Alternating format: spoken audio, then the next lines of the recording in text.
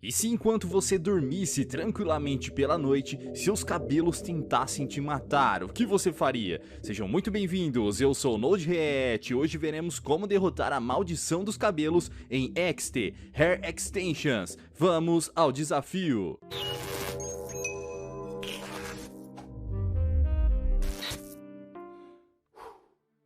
Em uma noite de trabalho durante o descarregamento de alguns containers pelo porto, os seguranças foram informados que havia algo estranho em uma das cargas, que deveriam ir imediatamente verificar. Ao abrir o tal container misterioso, eis que vemos a bizarrice, uma montanha de cabelos emaranhados com um cheiro terrivelmente angustiante de morte. E para dar aquela pitada de demência, um corpo em decomposição surge do nada em meio àquilo. Os seguranças até tentam achar uma explicação sensata, pelo menos para os cabelos, comentando que talvez seria um carregamento daqueles implantes capilares, mas pensando verdadeiramente sobre isso, quem transportaria os cabelos todos soltos daquele jeito? Obviamente que estariam embalados de forma adequada e não jogados como lixo. Mas os nossos maiores problemas começarão agora. Quando a polícia recolhe o corpo e leva para o IML, eles identificaram que era de uma mulher e possivelmente vítima de contrabando de órgãos. Coisas bem pesadas. Só que a situação tenebrosa surge quando os cabelos começam a sair das feridas da garota, de uma forma extremamente sinistra. Eles crescem de dentro dela, o que não faz sentido algum. Bem, uma investigação ao menos deveria começar por ali, acionar a Interpol e identificar o remetente do container e o porquê essa mulher foi parar lá. Os detetives não entram nesses detalhes da origem do container, o que era essencial. Tá, só que vamos piorar isso ainda mais. Nesse necrotério, um dos funcionários responsáveis por manejar os corpos entre as salas é o Yamazaki. Esse maldito é um fanático por cabelos, completamente maluco. É um campeão reconhecido na área de perucas e extensões de cabelos. A obsessão era tanta que o cara roubava cabelos dos mortos lá do IML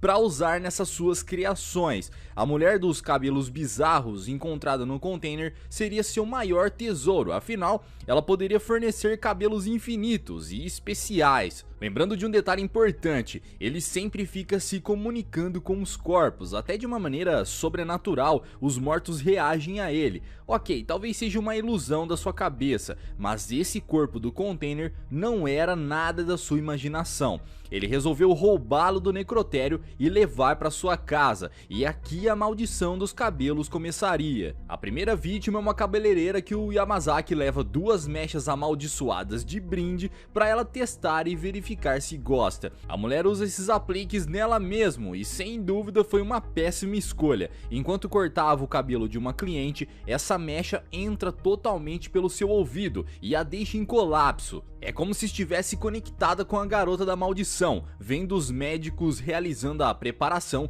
para remover os órgãos dela. E reparem só nesse sininho aqui, ele vai ser importante para nós ainda. Enfim, a mulher começa a ter uns ataques histéricos e enfia a tesoura no tímpano da cliente, ficando totalmente agressiva e matando a mulher na tesourada, e depois acabando com ela mesma também. E nesse momento os detetives já haviam descoberto que o corpo da mulher achada no container sumiu. Se tivessem um pingo de QI para conduzir a investigação, salvariam todos da maldição. Óbvio que o Yamazaki é o primeiro a ser interrogado, afinal ele que toma conta dos corpos. Agora vejam só, um dos detetives desconfia do comportamento estranho dele. O cara é bem sinistro, ficou até rindo ao falar que um dos corpos estava com os cabelos cortados. Além disso, o próprio Yamazaki diz que foi o último a sair aquela noite. Ele basicamente se entregou tanto pelo comportamento como pelas palavras, e com uma rápida pesquisa sobre o Yamazaki, descobririam que ele trabalha especificamente com perucas e ganhou diversos prêmios, como eu mencionei antes. Não seria coincidência os cabelos sumirem do ML exatamente o lugar onde ele trabalha. Ao perceberem isso, os detetives poderiam ir até a casa do maldito e acharem o corpo por lá, antes que tivesse feito a primeira vítima e a entidade se tornasse cada vez mais violenta, e certamente queimando a casa com o corpo lá dentro. Isso encerraria a maldição por completo logo no começo, mas não seria novidade eu dizer que eles só deixaram pra lá e não investigaram o maldito, né? Bem, chegamos até a protagonista desse filme, a Yuko, uma aspirante a cabeleireira profissional. Ela trabalha em um salão como aprendiz com diversas outras cabeleireiras, exatamente o lugar que seria o próximo alvo do ataque do Yamazaki, que chega por lá com vários cabelos em uma gaiola de pássaros e oferece pro pessoal. Claro que a galera ficou empolgada, até porque era tudo grátis e pareciam espetaculares. No final do expediente daquele mesmo dia, apenas uma cliente recebeu os cabelos amaldiçoados, e ao chegar em casa, as atividades paranormais começaram a surgir. Havia algo estranho acontecendo, alguma coisa em sua cabeça cortou o seu dedo enquanto tomava banho. As mesmas visões da vítima anterior apareceram em sua mente, e dessa vez os cabelos começaram a surgir pela língua, realmente tenebroso e angustiante. Depois longas mechas apareceram e se prenderam no teto, deixando a mulher suspensa no ar de uma forma bizarra, mas do nada os cabelos soltam e entram pra dentro da cabeça dela. Isso é um ponto complicado também, eles podem se esconder, se tentarmos cortá-los é quase impossível. Não demorou muito pra maldição finalizar a segunda vítima de uma vez, soltando seu poder máximo, um turbilhão de cabelos por feridas, olhos e boca, enchendo a casa e matando a vítima. Vejo que uma das únicas maneiras de tentar se livrar da maldição para quem foi pego de surpresa assim como ela, sem os contextos que eu passarei mais à frente, seria enfiar a cabeça dentro de um recipiente com salmoura. Nada mais é do que água e sal. Vocês têm conhecimento muito bem aqui no canal sobre os poderes místicos e protetores do sal contra entidades e maldições, mas dessa vez junto com a água, esse sal poderia penetrar nas raízes também, talvez interrompendo essa atividade maligna. Com mais uma vítima ligada aos salões de beleza, tudo continuava indicando que o problema estava com quem roubou aquele corpo que soltava cabelos. As fibras encontradas nas cenas dos crimes eram da mesma pessoa. Tudo deveria apontar para o Yamazaki, não tem mais jeito. Conforme mais pessoas vão morrendo e sendo atacadas,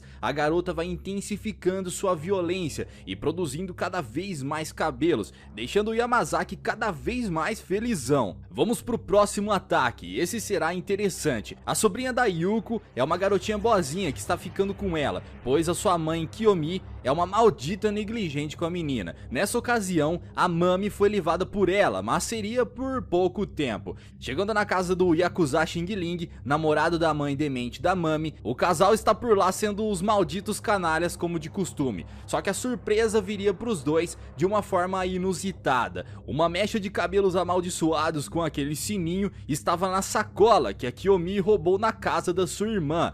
E o Yakuza fake relou a ferida do braço dele bem no tufo de cabelo. Aí a coisa grudou nele pra valer e o ataque não poderia ser mais violento. Nem deu muito tempo da Kiyomi zoar o tufinho no seu braço. Os cabelos esticaram e viraram hélices cortantes pela sala toda e picotaram os dementes. A sorte foi que a Mami estava protegida no armário e ficou só espiando pela frestinha o ataque brutal dos cabelos. Ela não teria opções por aqui, até porque para sair de lá agora, ao se aproximar da porta principal do apartamento, vemos que há um turbilhão de cabelos impedindo a passagem, e óbvio, eles se voltam contra ela também. Aliás, alguém se lembra do carrinho com sirenes de algum outro filme? Curioso, não? Bem, sua única saída foi escapar pela sacada e precisou se jogar lá de cima, porque com a violência dos cabelos não demoraria para estourar o vidro. Com sorte, a Mami ainda estava bem, ela realmente foi esperta por aqui, apesar do imenso perigo.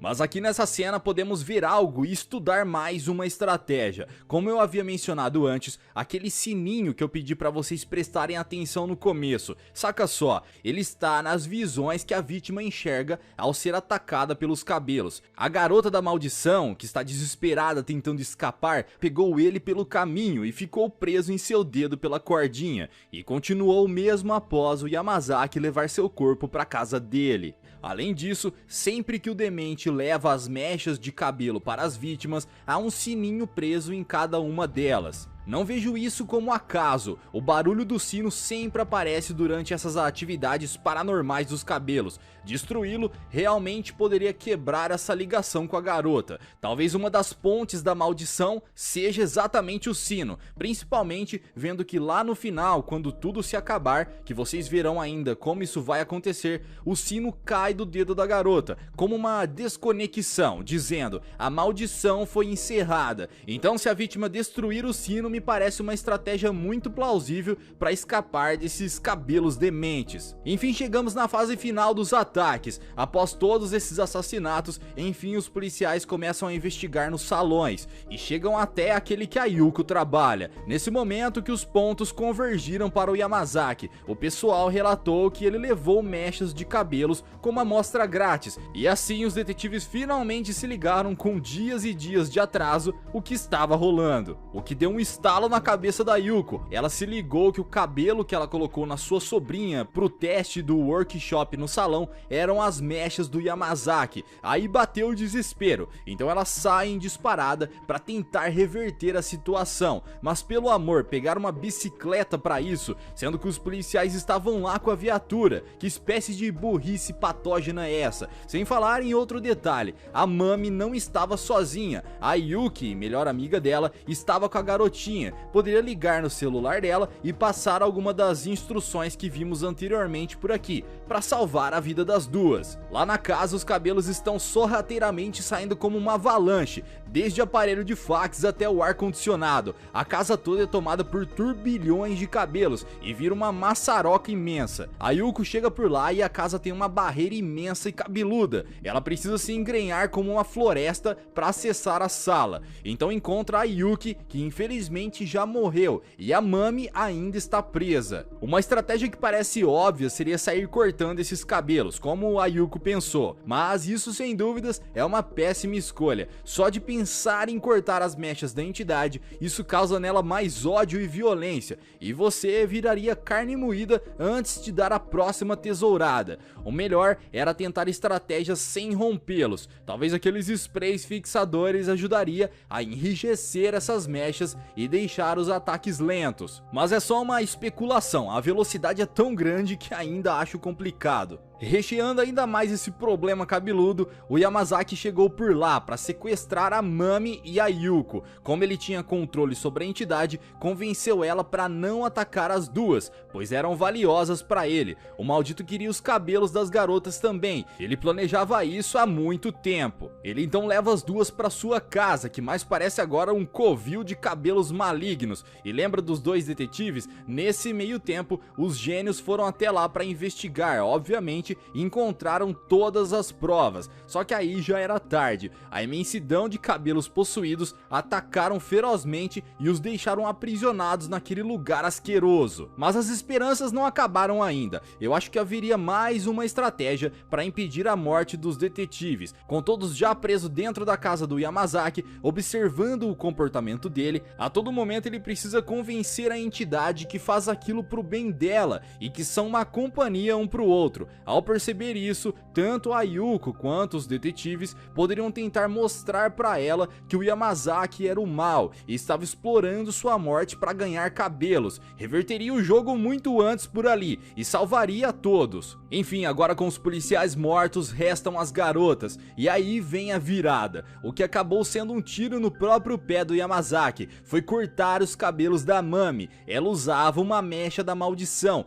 Isso fez escorrer o sangue da entidade, se virando contra o demente, criador de perucas. E quando aquele corpo levantou, meu irmão, a parada ficou séria. Os cabelos começaram a sair pelos olhos, pela pele e até nas unhas do bicho, e deixou o Yamazaki ainda mais surtado. Inacreditavelmente, ele pareceu gostar daquilo. Eu achei realmente que ele se transformaria aqui em um monstro grotesco e assassino. As garotas conseguem se afastar dele, e na tentativa de ainda tentar pegá-las, a entidade corta a cabeça e as pernas do demente. transformando ele em um bonequinho bizarro com a língua de fora. Isso é o terror japonês, como eu amo essas bizarrices. Ao matar o Yamazaki, a entidade simplesmente encerrou sua procura por vingança, permitindo que a Yuko e a sua sobrinha saíssem vivas. Possivelmente sentiu que o verdadeiro mal havia sido destruído por ali. Ao menos as duas ainda estão vivas para continuar suas vidas juntas em família e livres da maldição. Ainda que a garota dos cabelos cessou seus ataques, muitas vidas inocentes foram perdidas, mas acredito que nossas estratégias poderiam ter salvo todos por aqui. Então não esqueçam de cada detalhe que eu falei nesse vídeo, ao ver alguns tufos de cabelo pela casa, e quem sabe um simpático sininho por perto, melhor não tocar nessas coisas. Eu sou o NodeHat e vou ficando por aqui, até a próxima!